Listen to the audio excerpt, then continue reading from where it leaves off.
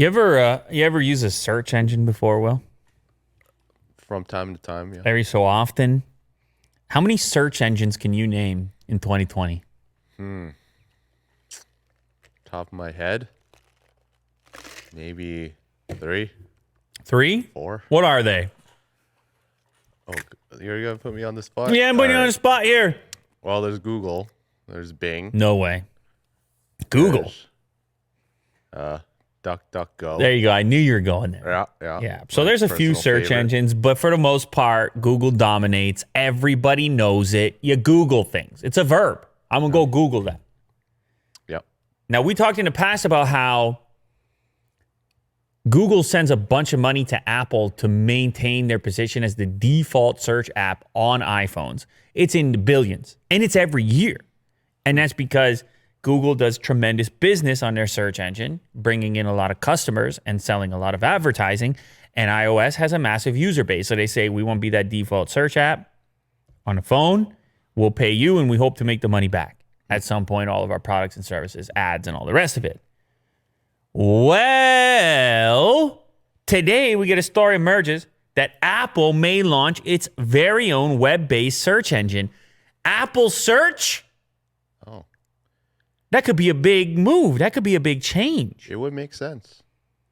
Right now, Apple has no play in the search game. Right. And they've been talking all kinds of smack about privacy and your data and secure enclaves. The powerful word. You remember that? When they would say, it's all stored on device in a secure enclave. Yes. Everything you ever do. Every photo you ever take, Will, it's in the secure enclave. Not for you, because you got a Samsung. Yeah. So you got good luck. You got no enclave. No. Actually, I think they do have some encrypted. They have encrypted folders, and yes, there's many options. Not as powerful, apparently. But anyways, so Apple, possibly in an attempt to limit their relationship with Google, reliance on Google for, well, all kinds of things that happen on the phone, right? With Universal Search or Siri. Originally, it will have to tap into Google at some point. I mean, you launch Safari on the iPhone, you're into Google. Where else are you going to go? You're looking for something. Bing would be a weird fit. They don't really get along with Microsoft. And these other options are kind of small time and would also feel strange on there. So Apple has increasingly looked towards services to generate revenue. They did it with the news. They did it with the TV. They're doing it with the iCloud storage. You start to look at what Apple's been doing recently, and it's not just hardware. And the services part of their business, including the 30% cut off the App Store and all the rest of it, has been increasingly a bigger portion of their overall revenue. And it's part of the sort of maturation of the business. So imagine, Will, I want you to imagine the branding and the logo and the simplified search look, Apple Search. Just like Apple Maps, which I heard it got better, but I'm not changing from Google Maps anytime soon. Apple Search.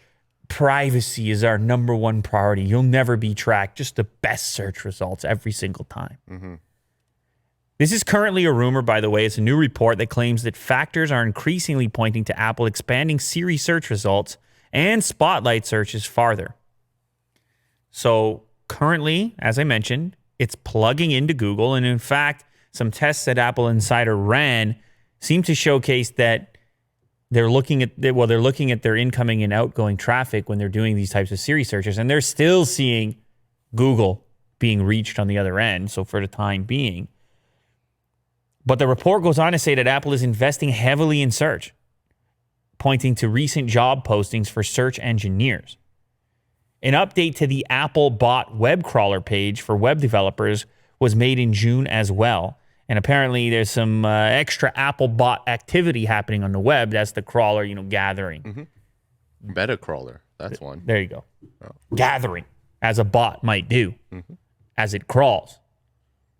I love this. This is fun terminology, crawling. I remember back in the old days, if I would do if I would do the web development, Will, we got just an absolute zoo in here today. Oh, baby. When I would do, speaking of crawling, we got the dogs crawling. When I would do the web development, Will, and then I would wait. You would have to wait for an update when the crawler would crawl your site before it could show up in the search results. That was me. That's a young Lou. Oh. I would do the blog or whatever else. I'm like, oh, it's got to get crawled first. All kinds of weird, terrible unbox therapy websites over the years. You should have a website to go with all your operations you're doing on social media and across the web. Anyway, that's what got me into the crawling. But Apple, they got their own bot, and it's just like Google's. What does Google call its bot? Googlebot? Gbot? They obviously have a name for it. They're crawling like crazy. #1 search engine, hot search engine. You already know it. Core business.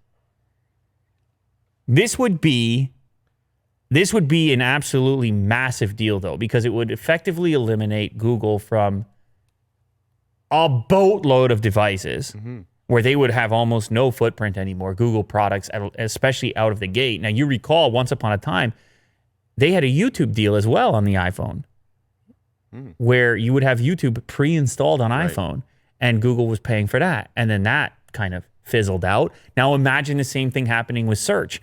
This piece fizzles out. You have the Apple alternative, and then the Google footprint on iOS starts to evaporate. It will take a while. It would for them to be on the level of Google search. Yeah. So what you would see happening is a number of people would download the Google app or just go to google.com on Safari and try to find workarounds and ways around it. Because the search business is hard, but the search business is big business. You're talking about billions of dollars, though, Will. Don't you forget it. Yeah. You're talking about big billies. So and the other thing that would happen is that Google would obviously stop sending billions of dollars to Apple. So that little relationship would also change. But it's interesting nonetheless. I think increasingly our big tech companies have to be and do everything to compete. It doesn't seem to matter. It's Amazon, it's Google. There's so much crossover now in these various spaces. The other thing worth mentioning, though, if Apple gets involved in search and continues to control every aspect of what you do on your iPhone, then the anti-competitive stuff comes up again. Right. Especially considering how successful their installed base is. If they flip the switch on their own search engine tomorrow, but I don't know how they generate revenue from it unless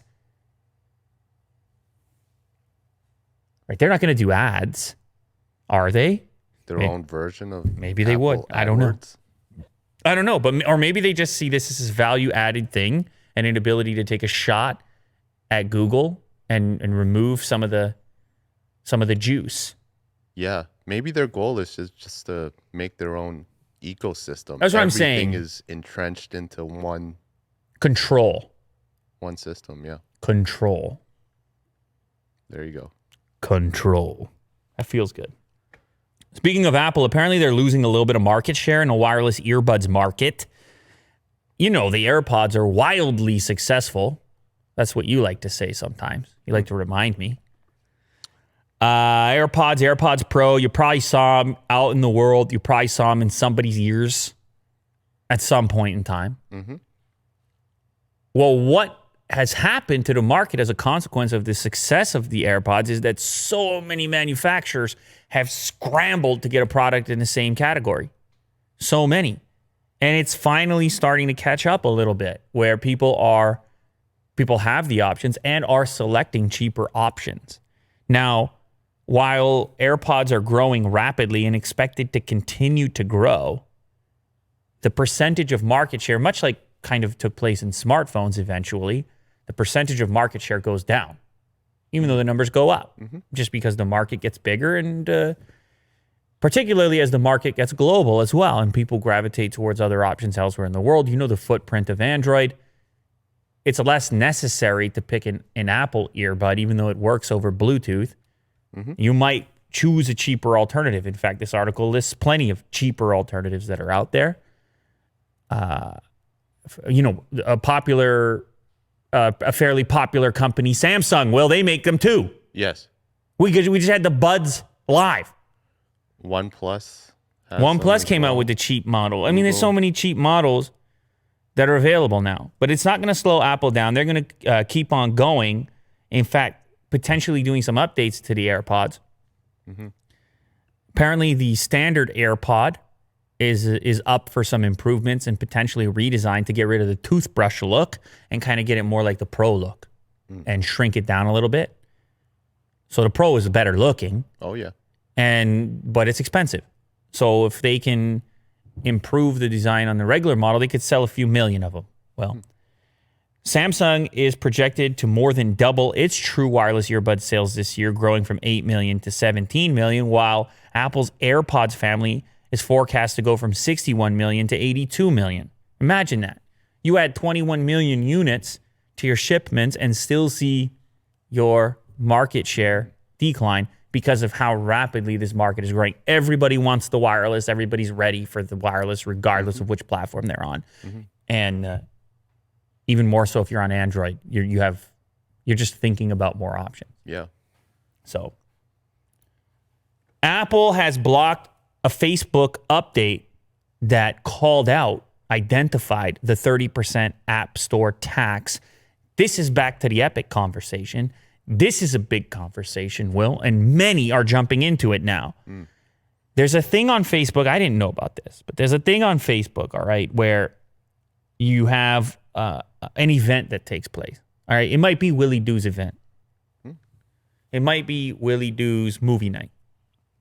A party. Yeah. It's Willie Doo's movie night. And you charge a few bucks for people to join the movie night. Yeah. $2. Yeah, I mean, come on. But you have everything. You have snacks and you have everything. Yeah. So it's worth it. And so you set this event up on Facebook. And you actually have the button there and everyone can contribute and come to your movie night. Facebook, for that service, doesn't take any cut of that transaction. They're just happy you're on Facebook and keeping other people on Facebook, and they're going to put a boatload of ads in front of everybody who's participating in this event. Yeah. Apple, on the other hand, they want their 30% cut of Willie Doo's movie night. Yeah. I go, hey, that's my $1.70. What happened to the extra Exactly. And so Facebook wants to let Willie Doo know what's happening to your money because they're not delivering the full amount. Yeah. And so if you scroll down on this particular article, they wanted to put a message in there saying Apple takes 30% of this purchase. You got to go down just a little bit more. On the app, on the left-hand side, you'll see underneath the purchase access button, it tells you that Apple takes 30% of the purchase. You see that there? Now, Apple doesn't like that. Even though Facebook doesn't take anything from it and they really kind of need a way to tell you, Apple has a policy in there that says you can never call out our practices in the thing. Others have tried, others have referenced it. Now, even though in this case, they're not saying go transact on your laptop instead to they're not even suggesting, there's no link, no nothing. They're just saying, hey, just so you know, Apple's going to take 30% of this transaction. But of course, Apple wants every transaction on the iPhone, they want that piece, at least in-app purchases. So Facebook is mad, as you might expect. And Apple's official line is that this update violated an App Store rule that doesn't let developers show irrelevant information to users. They're calling that irrelevant. I might have to disagree on that. I don't think it's irrelevant. I think it's relevant, especially for these small-time transactions for Jasper's cooking class or Willie Doo's movie night. Yeah. Like, we're not transacting a ton of money here. So if the 30% is gone, somebody's going to ask questions or want to know, it's going to be relevant to them. The feature let Facebook users buy tickets for online events directly through the app. Facebook says it asked Apple to waive the fee so that the revenue, all of the revenue, could go to event organizers, but Apple refused. So Facebook just wanted to let people know. Now, here's the thing, though. It's important to note. This is the hot moment right now. This is the time where it makes the most sense for people to take a shot at Apple to roll out something like this, because you have a lot of user interest in how the App Store operates, more than you would normally have. And so this is a hot topic. And if there were a time to put pressure on Apple, it would be now. If there were a time to get something done or to get the public on your side, it would be now. The snowball effect. So the timing is what's a bit curious. It's like, Facebook, why you got to do this right now? Yeah. Oh. So apparently, Apple has been strict on apps in the past that try to explain App Store policies. This includes Netflix, Kindle, and Spotify. They aren't allowed to mention that users could just pay for their subscriptions on the web and Apple wouldn't take the cut. They're not allowed to say that. But this one seems worse to me than those ones, because it's not even telling you to go on the web to do the transaction. It's just saying 30% will go to. Right. It's pretty straightforward.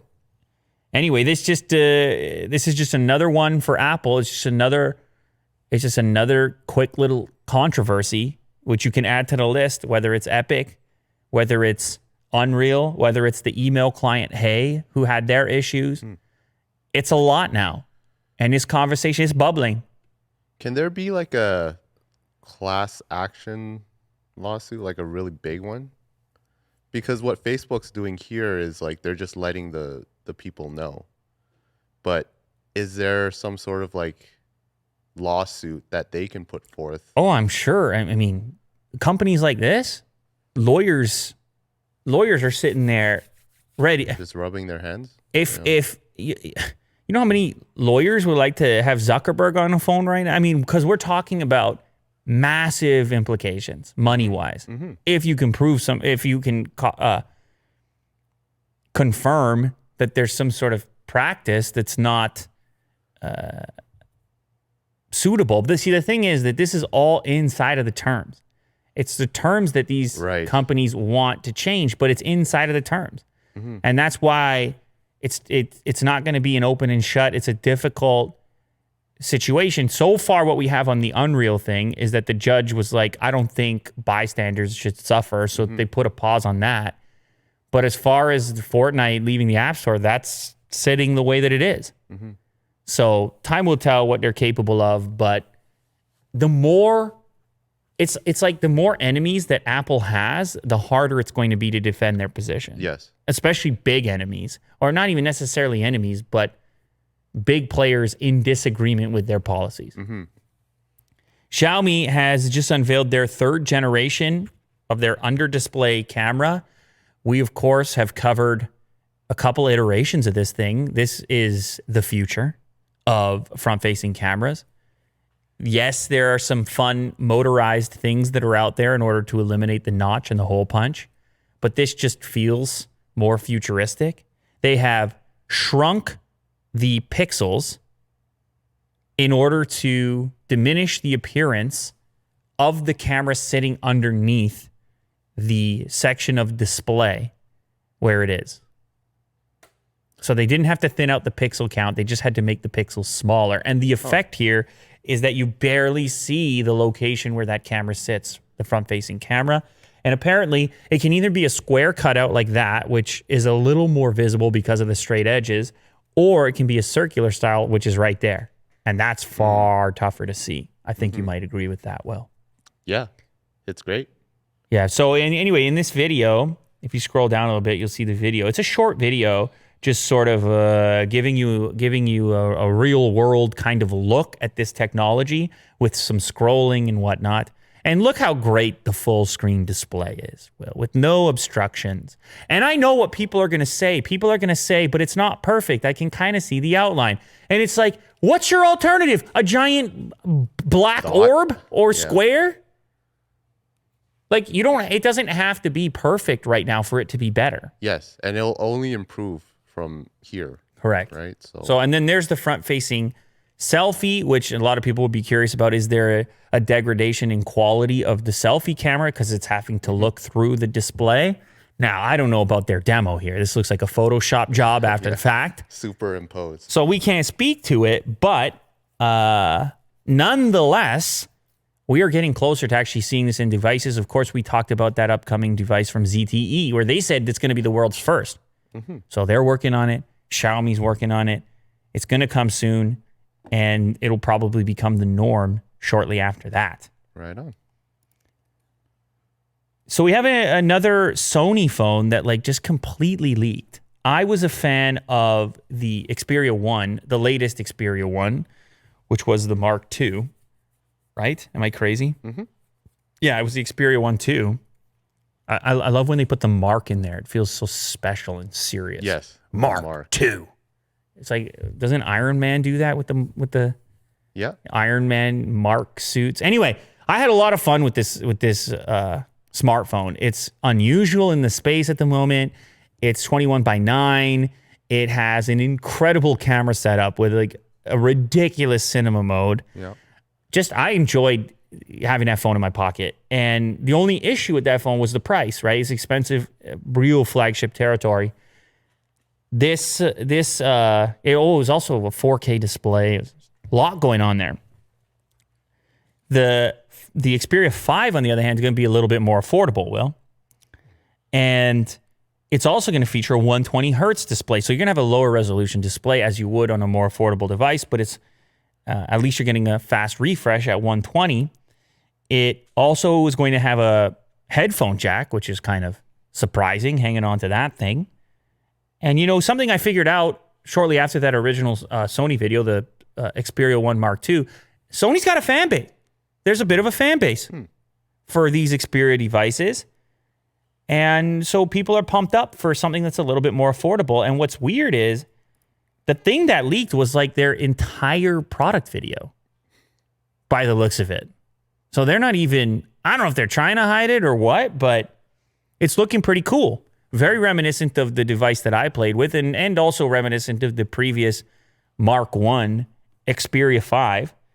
Apparently, it's going to have a Snapdragon 865, 8 gigs of RAM, micro SD card slot.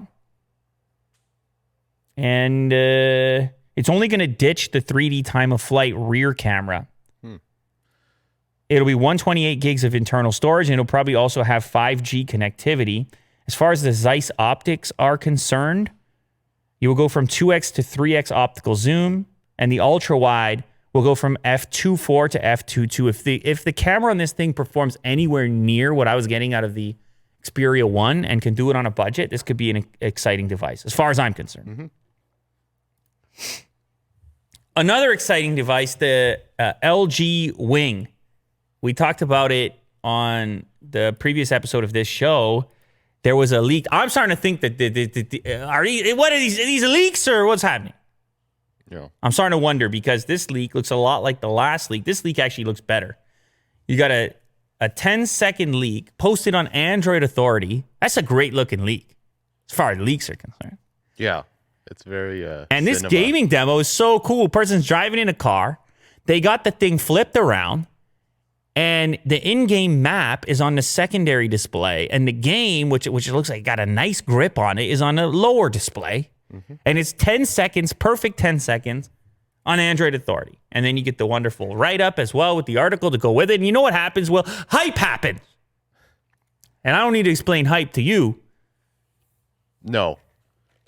They strategically rolled it out, I feel like. Yeah, so you heard it here first. Willie Doo's going on the record. He says guaranteed 100%. He's not even alleging it. He's just saying, yes, absolutely. Oh, yeah. This is a configured, this is a calculated leak. Yeah. That's Willie Doo's words, not mine. Don't hold me accountable for it. But I see where you're coming from.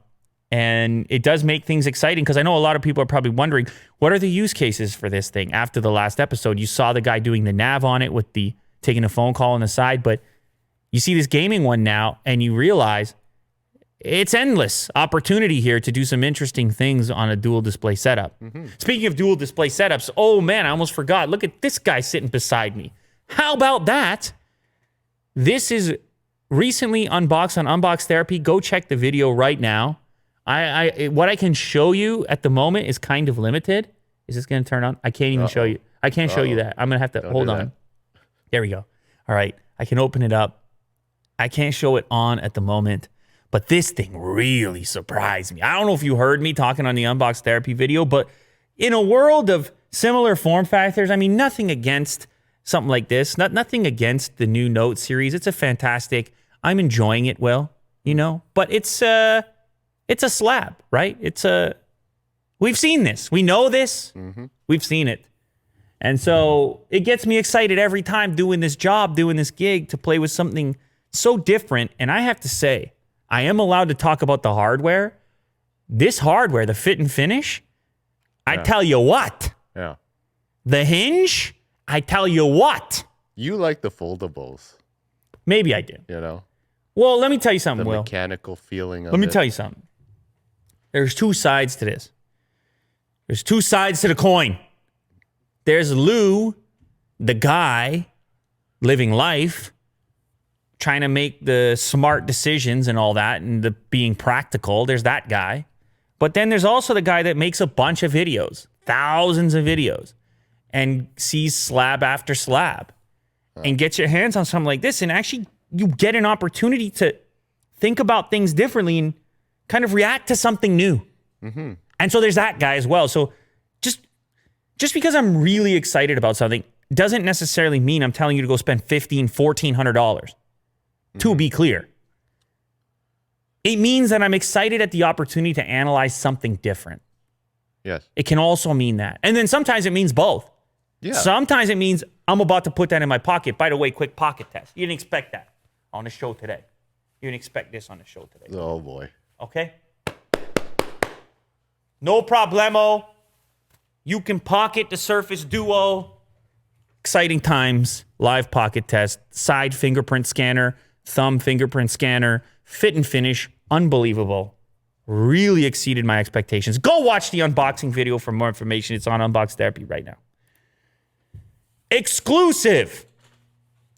Entry-level OnePlus Clover launching globally with a 6,000 milliamp hour battery for $200.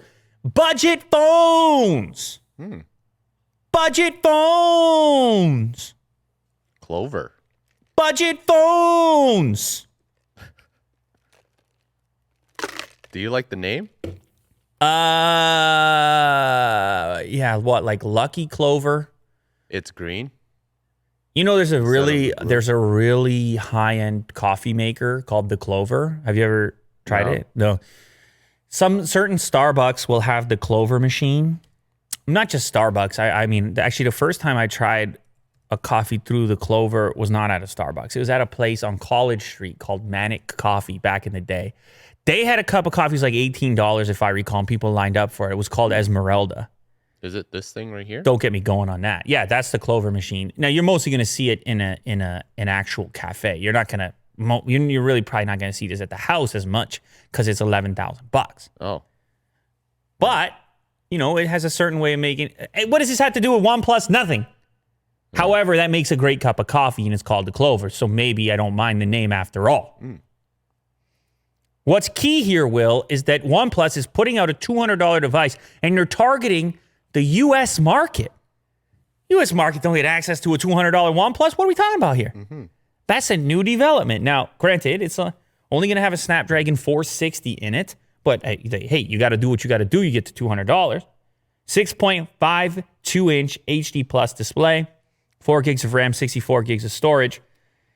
Primary camera is going to be 13 megapixel. Of course, you're going to have the global markets to go with it, but it'll also be in the US. And then, of course, the most striking feature as well, it's going to be that 6,000 milliamp hour battery. And I like this trend. I like a battery. A big battery. I like a battery for 200. Thank you very much. That's what I'll take. Excuse me, sir. Can I have a battery for 200? Yeah.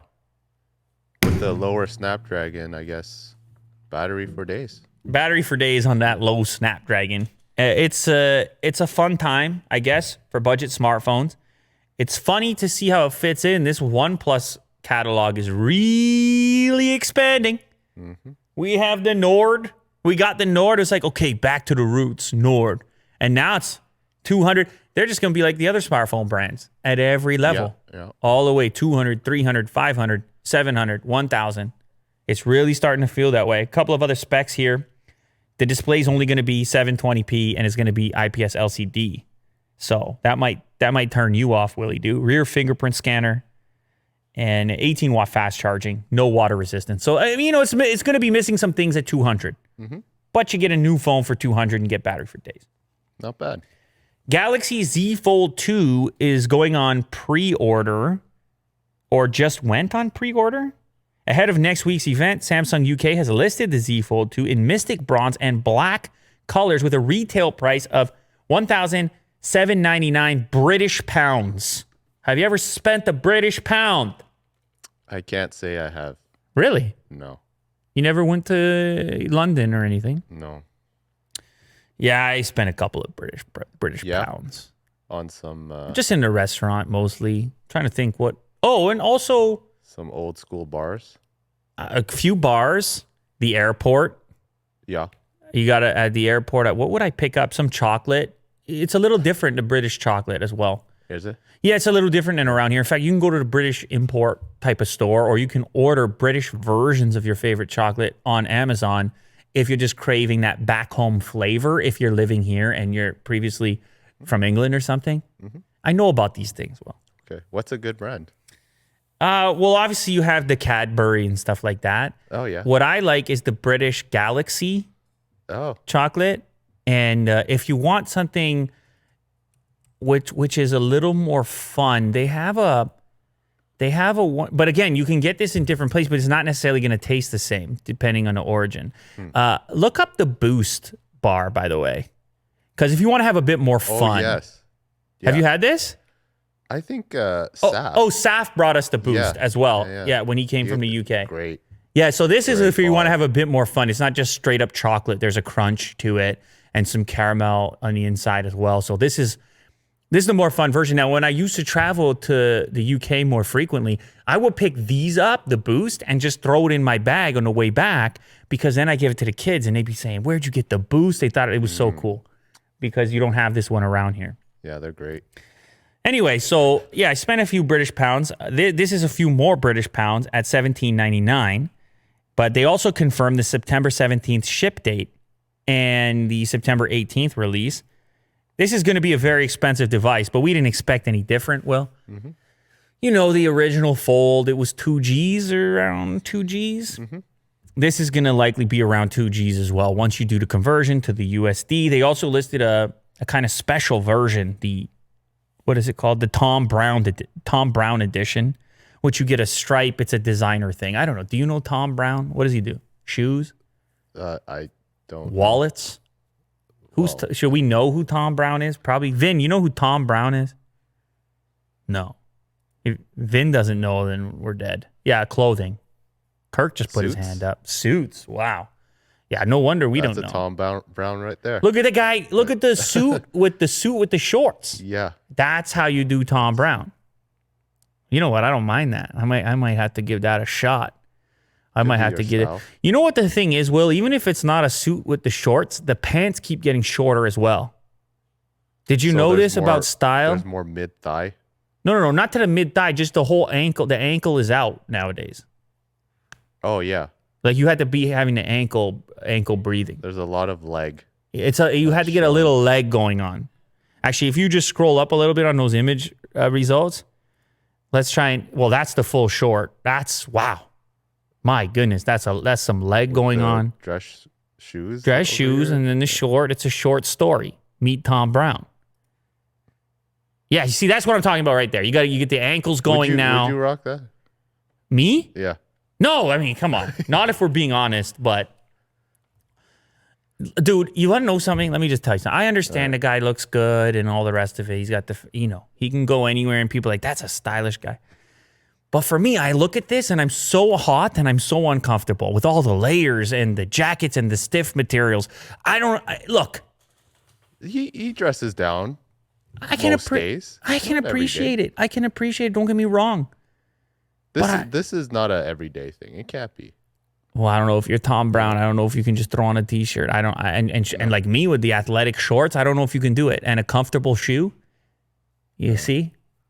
I don't know if you can do it if you're Tom Brown. I'm not sure. Anyways, Tom Brown, he's got a special edition Z Fold 2, which is very exciting. And so if you got an outfit like that, you got to have that Z Fold. I think it's pretty obvious. Did you know, Will, that if you have an iPhone, it makes you 76% more attractive? I don't doubt it. Yeah. You know? So right now, you're here. You're at this. You had this baseline. You're 0%. Actually, you're not 0% because you're using a Samsung device right now, right? Yeah, it bumps me up a couple. That gives you percentages. 18. Yeah. That gives you 18. 18. No, I'm serious. It gives you 18. They did that in the study as well. Oh, really? Sorry, 19. Take that back. 19. Okay, yeah. Give me that 1%. Okay, listen to this study. This is a crazy study. So, according to this study, owners of Apple iPhone, Apple Watch, and AirPods who put the device in their dating profile, their attractiveness went up 76% on the swipes. The study carried out by Compare My Mobile analyzed the results of 50,000 swipes and matches on popular dating apps. The site created identical profiles where the only difference was the technology brand that appeared. So I guess you're just holding up the phone or AirPods or whatever it was for the thing. Having an iPhone increased a user's chances of being swiped right on up to 76%, the Apple Watch 61, and AirPods 41. Samsung, if you had a Samsung on display, you had positive sentiment at a 19% increased likelihood for a match. So you're still good, Will. You're just not Apple good. However, if you got a Google device, Oh, boy. it decreased your chance of being matched by 10%. How dare you use a Google device? A Sony device, you went down 14%. God forbid you had a Huawei device, you go down 23%. And if you have a OnePlus device, you go down 30%. 30% for OnePlus? 30%. Oh, man. Vin's laughing over there at that one. He likes that. Yeah, that's a tough pill to swallow there. Now, I know that all sounds very bad, but you want to know the worst device to show off in a dating profile? Vin, since you're getting involved over there, you want to take a guess? The worst device you can have in a dating profile is a BlackBerry. If you got a BlackBerry in your dating profile, your chances of being matched go down 74%. Jeez. You will be negatively impacted hugely. And this explains a lot about where Jack's at in his life right now. Oh my God. All right. Let's keep going here because this is some wild stuff. Other findings of the study suggest that women care more about a potential match's choice in tech than men do. You see that, Will? They're judging you out there. Yeah. Those ladies, they're like, Yeah. I can't even iMessage this guy. I can't trust this guy. Yeah. Whereas you, on the other hand, you'd be like, yeah, she got a no big OnePlus. deal. Cool. I'm Yeah, interested to find out why. Yeah, you see. whatever. BlackBerry, whatever. Yeah. Way to go, Will. Big deal. In New York, AirPods were the most likely to nab a date.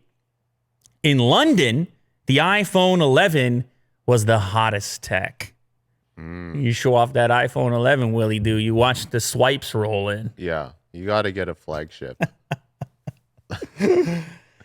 Oh, man. 50,000 swipes across 15 major cities.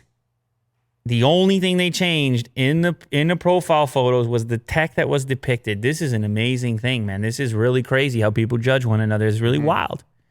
It's really wild. It's people also said, by the way, that where was this? That the device a person used was more important than the car they drive. I read that somewhere in there as well. But anyway, here we go. Other findings of the study suggest millennials are more likely to be influenced by a date's smartphone than the car they drive. What does a phone say about a person? It's difficult stuff. Yes. Is it just a comfort thing? Is it just, hey, I have an iPhone, that person has an iPhone. There's a Maybe bond there's there. a similarity. Yeah. Whenever you see those dating commercials, eHarmony, it'll be like, we match on 73 personal criteria with sophisticated results that last a lifetime. Is it such a thing where people just think similarities are a good thing? Which, by the way, I don't necessarily agree with. Yeah. I think it can actually, in some cases, be the alternative.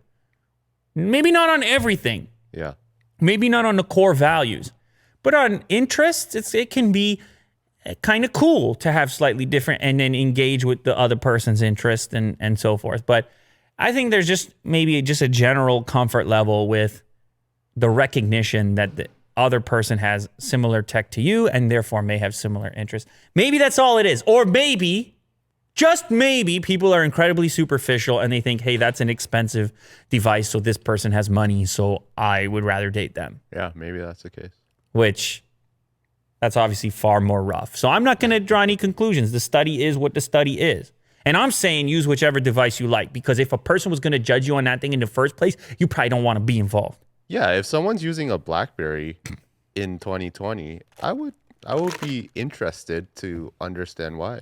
So you're the opposite. The BlackBerry user gets a 75% increase. Yeah, yeah. Willie Do, ladies and gentlemen. You don't find many guys like Willie Do this day and age.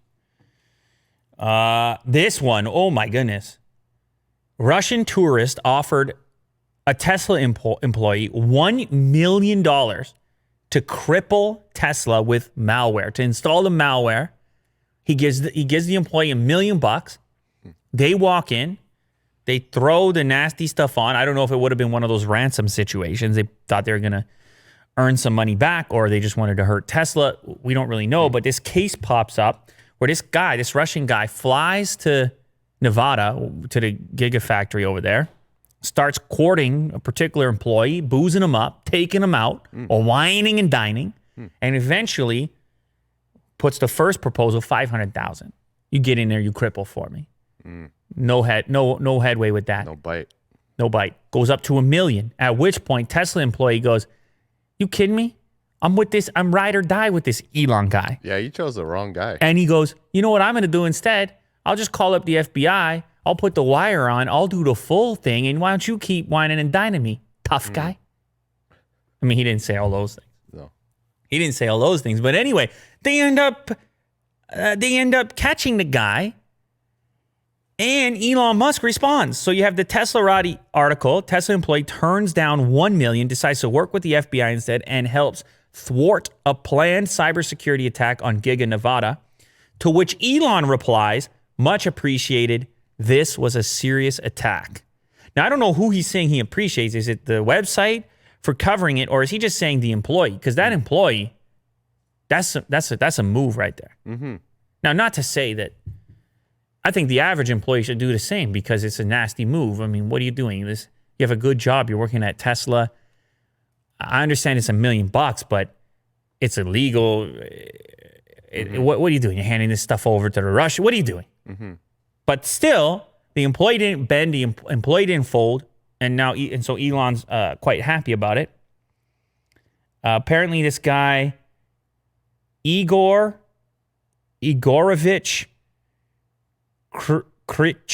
Krichkov, 27 years old, traveled from Russia to Nevada and then met with the unnamed employee on multiple occasions. This is incredible. You read these stories. I mean, this is some movie stuff. This is some Hollywood movie stuff. During the meeting, he expressed how concerned and stressed he had been over the request. If he were to agree to install the malware, he would need more money. Krichkov asked how much, and he responded, $1 million. Krichkov was sympathetic to the request and said he understood, but would have to contact the group before agreeing to the request. So it's just like a movie. It's just like a movie. They're trying to secure these funds. Did they say his motive? Igor's no, motive, but we had the ransomware thing happen recently with the Garmin stuff, and that was a Russian group responsible for it. I don't know if this would have been a ransom thing, but you have some interesting takes on Twitter that emerged after this took place, including one from Security Craig Williams on Twitter said, "So I suppose this means my guess was correct. This does bring into question the risk added if the system responsible for your self-driving car comes under attacker control. due to a malicious insider or otherwise. The entire thing is extremely exciting and concerning. It is. You remember when the Twitter thing happened and everyone got control of the accounts? Well, they could only mess around and tweet some stuff, which was still big, and they didn't do as much damage as they probably could have. But what about your self-driving car? Oh, yeah. What about what? I mean, Twitter's just a platform. What kind of security measures are in place? Yeah. What kind of access do employees have? I hope they got it all figured out, but it's an incredible development here. Incredible story. Super Hollywood thriller vibes going on. Yeah. And Tesla, an enormous company, enormous implications. Yeah. And all you need to do is flip a key employee and maybe get the right amount of dollars. What if it was 10 million? Yeah. Well, that means that they could do it to really anyone in any company. Of course. And you know what else it showcases, Will? How often you might think that the biggest weaknesses within an enterprise or the biggest weaknesses within a system would be some sort of malicious attack from the outside. But in reality, as we learned through the Twitter thing and elsewhere, it's often the outside reaching someone on the inside. Yes, a saboteur. Well done. Willie. Love that name. Willie. So what are they going to do with the employee? They give him like employee of the month or something? Well, yeah, I think he got free lunch and a free Tesla. I don't know what. A meeting with Elon? Yeah, him and Elon are pals. Remember when Elon recorded that track? Once upon a time, don't kill my vibe. Don't. Yeah. Got to protect the vibe. I don't remember what it was. Anyway, on the next one, this guy's featured. Oh, right on. Yeah, on the next. That's worth it. On the next track. YouTube rolled out or started testing native picture-in-picture in the iOS app. I didn't even know this wasn't a feature. I use it all the time on YouTube. I asked you if you use it. You said not as much, but I use background play as well with the YouTube Premium. I use the picture-in-picture all the time on Android. It's rolling out in a limited fashion, apparently, on iOS, in iOS 14. Now, apparently, it's still for people who are also premium members, even on iOS, I believe. YouTube limits video playback in the background on iOS to YouTube Premium subscribers, which means that picture-in-picture is also restricted to users who pay for premium YouTube features. It's like $12 a month. However, I'm a big fan of YouTube Premium. As you know, it supports your favorite channels. It also gives you the music. And if you have a music subscription already with somewhere else like Spotify or, I don't know, Apple Music or something, you're already paying for that. So I'm a fan of YouTube Premium. But if you are a YouTube Premium user, you may shortly on iOS 14 see this native feature so that you can keep watching your video while doing something else on your phone, which is kind of nice, and it's a thing that I do all the time. It also means you can watch 4K HDR videos in the YouTube app for the very first time since Apple decided to add support for Google's VP9 codec. That was another problem. You had limited resolutions and HDR options on the previous versions of the YouTube app. So people are seeing this pop up, by the way, on iPad OS and iOS. So you may see this. This might actually be more exciting on iPad, where you would be very likely to want to multitask and have a picture-in-picture option. So let me know if you see it pop up, iOS people. This is a funny one. Fortnite beef, Apple beef, Epic beef, fully covered. And today, it's almost, I don't know if this is on purpose or if it's just a mistake, but Apple featured PUBG in the App Store on the very same day that it will terminate Epic's developer account. Now, I thought they couldn't terminate the developer account on this day because there was a pause button put on by the judge. But anyways, maybe this is the day they had planned to do it. Regardless, here they are promoting PUBG in a very prominent position right at the top of the App Store. The iconic Battle Royale game is getting a total makeover. And this is where the whole thing gets squirrely. They also tweeted it out from the App Store's Twitter account. A new era of PUBG Mobile is coming, featuring an overhaul of the Erangel map and a bold new look. Check out the exclusive sneak peek, blah, blah, blah. But let me tell you the craziest part, Will. Can I tell you the craziest part? PUBG's on the Unreal. Yeah, so PUBG's on the engine. there's some conflict there. How you gonna promote it on the day you plan to crush it? Well, isn't Unreal, that lawsuit's put on hold? It is, but isn't it? It's just funny because it was the Epic developer account they wanted to go after. And then, funny enough, they're like, yeah, we realize you can't play Fortnite, but there's this other Battle Royale game. There's some calculation there. But it goes to show you... It's all connected. Yeah, the vast consequences here. You're going to run out of games to promote, and it's all intertwined. And it's going to start hurting, I think. I think with the new season of Fortnite... Again, I got to tell you, I don't play Fortnite, but I'm at the baseball diamond last night, and all the kids are talking... That's all they talk about, Fortnite. Yeah, the Nexus update. The update and Marvel and everything. Yeah. So those kids, if they had iOS devices, they're dead, man. They can't, I mean, they're not dead, but you understand what I'm saying? It's a social thing. And it's going to catch up. Apple's going to see it, and I don't know what they're going to do, but it's going to catch up. And I understand Apple's got billions and trillions, and they don't have to do anything. But this is a long game for these companies are enormous, billions, trillions. It's a long game, and you don't want to start getting on the other side of that pace. You don't want to cede any ground because it starts to go in that direction. And Fortnite's a big deal. Whether it's a big deal to you personally, me personally, it's just a big deal. We all have to admit it. Japan's got a flying car. It just got off the ground. Look at that guy. How happy is that guy? Just in his flying car. It looks like a motorcycle. It looks like anime. Big anime guy, Will. Well, Cowboy Bebop. That's the really only anime. Vin's a big anime guy. Vin, what's a good anime for people to watch? Classic. He's gonna think about it. Pokemon. Doesn't that have an anime vibe to it? The shape of it? No. Oh yeah. Am I crazy? Looks like a Gundam. Oh, Vin wants what? Hellsing OBA? All right, that's what you got to watch, anime fans. Vin said it. You heard it here. Hellsing OVA. I got it wrong. Wow. That's anime. That's very anime. Very anime. You didn't think Vin could pull it out, Will. You had no faith that Vin was going to come with it, and he brought it today. What is that, the vampire one, Vin? You got vampires, then you got Vin interested.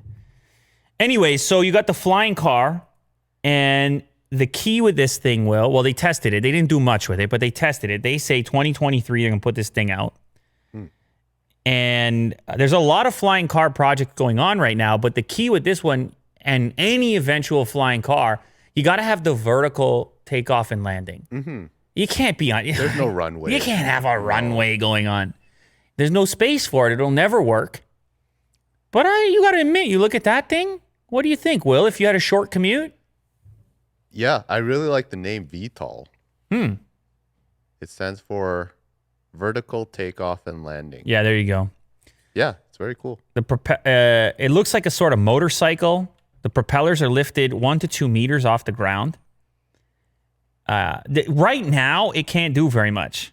It can fly 5 to 10 minutes. So let's not get a drone. Let's not get too excited. Yeah. But they're saying that's going to become 30 minutes soon. A trip to the grocery store. Hey, man, a short commute. I don't know. Yeah. And 30 minutes, who knows? That becomes an hour. You know how this stuff works. Well, it takes time. But people have been talking about the flying car since the Jetsons, and it still hasn't happened. And it will be cool in my lifetime to see such a thing. Now, if people start crashing these things, it could be an issue. Anyway, this company has a decent investment. Apparently, they recently received another round of funding for $37 million from the Development Bank of Japan. So they got a few bucks, and they seem committed. 2023, that could be you, Will. Would you ride this? Of course I ride that. You'd man it? What's weird is you need a whole new set of rules from the transportation in the area that you're in. You have to have a license. I can't just pop that on the road tomorrow, right? We need No. to get the correct licensing and Regulation. what happens with the insurance? Anyway, Just add that's it to your boring car. stuff. We don't have to care about that stuff. We like the technology, so we'll just say it's going to happen. You know what, Will? When we get the new studio, you talk to SkyDrive and see if we can get one of these over there. We'll fly it in there. Okay. I don't know how you ship one of these things. They're probably You going to fly have to. No, they're not going to match you to go over the ocean with that one.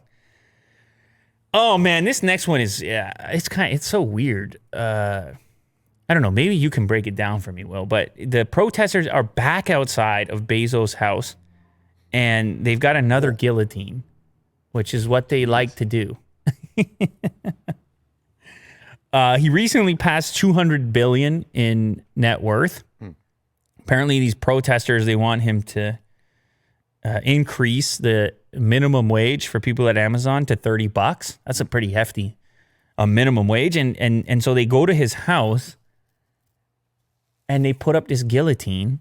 It has 5.7 million views. This was posted on the Washington Examiner. Someone's setting it up. And it's so weird. The whole thing has such a weird feeling to it. This lady is just hammering into this guillotine. You put the audio on, Will.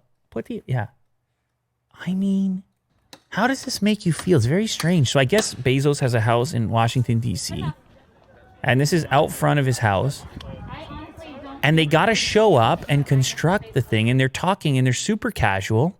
And they're like, yeah, put in the other nail on the guillotine over here. And it's obviously very threatening. It's not a real guillotine, but it's a threatening thing to look at. Mm-hmm. And I understand it's meant to send a message and all the rest of it, but Bezos is a human, right? Yeah, as far as we know. He's a human as far as we know. Does he come home at night? I mean, what if he's in there right now? He wants to leave, and everybody's got the guillotine out front. I got to go to Amazon HQ. Like, right. Can you leave me alone? Well, not if he's in DC, because the HQ, he's got a place in DC. Oh, right. Yeah, this but isn't in. This isn't there. This is in DC, but Amazon HQ would be in Seattle or whatever. Yeah. But anyway, why is it not gated? I thought he has 200 billion. Yeah. Why doesn't he have? I don't know if that house in the video is his actual place. His actual place may be on the other side of the road, or I'm not sure. It's the wrong house. Like, I think maybe they're as close as they can be. Yeah. But the part for me, I just don't know. The guillotine thing is just very aggressive and violent, and I guess that's the idea of it. That's the only, like, it's a death device. So if you want to represent like death to Bezos, that's quite awful. Maybe look, maybe I'm crazy here, but I can't help just viewing the guy, even if he has $200 billion as a human. I just do that. Everybody's human. Yeah. And so I just imagine, I don't know, he has a wife and kids and everything else. And I understand he has 200 billion, so you hate him.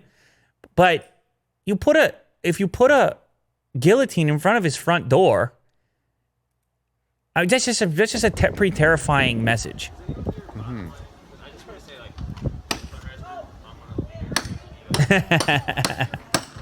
Jack's got a joke. He says chances are the guillotine came off Amazon. That's where they purchased it. No, but you make a point. Like, everybody's wearing nice sneakers in this.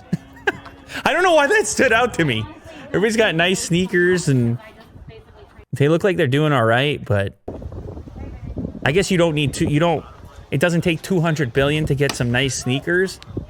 There's a kid across the street in a stroller watching the guillotine be constructed.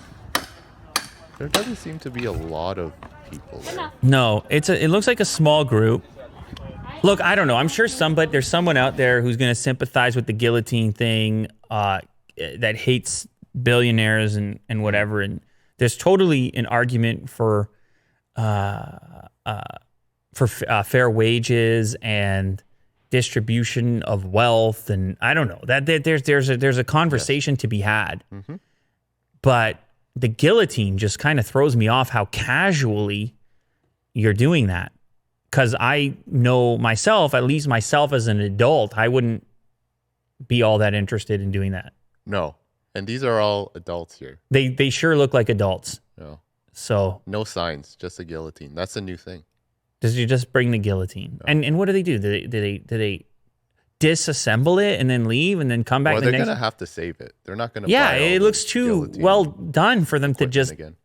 chuck it out after. So does this come back every day? And then They're at gonna what reuse point can it. he do anything about it? It looks like it's blocking his driveway. Mm-hmm. So it's all very confusing. But anyways, they love to do it. And I'm not sure that this is going to get the minimum wage to $30 for Amazon employees. I'm not sure that this is going to work. We'll see. Dota 2, speaking of big bucks, speaking of $30 minimum wage, this is a bit better than that. This is your story, Will. So why don't you take it away? Well, Dota 2 is a PC game. Oh, wow. Very popular. Wow, you're going to go way You, back. The history. If the people don't know. But they usually have these tournaments that have huge prize pools. I think last year or 2 years ago, it was like 19 million. And this year, they topped it. Actually, Will, you got that wrong. Last year, it was 34.33 million. Oh, was it? Oh, okay. Which it just passed this year at 34.34. This is in the article. And they think they're going to hit 40 million this year, but they break the record every single year. Yes. They're currently sitting at 34.34 by taking 25% of the Battle Pass bundle and contributing that to the prize pool, which is something that you told me about. It's an incredible model. I think it's so cool that the fans get something in the form of the Battle Pass, but then they also get to know that whatever team wins is going to get a portion of their payment. That's great. It's such a cool, now they want to watch the thing even more and play the game even more. This is the largest prize pool for a championship event, any kind of esports event in all of esports history. Now they say that they have the opportunity to add several million to this, and Valve has set its sights on 40 million by adding even more bonus rewards to the Battle Pass to try to increase the number of people that purchase it. Now, I presume that this prize pool will be split up in such a way, not just to the top team, but you'll have second place prize, third place prize. But still, that is a lot of money to distribute. Oh, yeah. In exchange for an esports event. Congrats to them, though, for making it happen. It's great. Yeah, Everyone absolutely. wins. Fun times. This is the last story of the day. We have a new study. This is our space update. Da-na-na-na-na-na-na-na. New study asserts that life could have actually begun on Mars and then headed to Earth. You know how they always say, is there life on Mars? They always say that. But the question is when.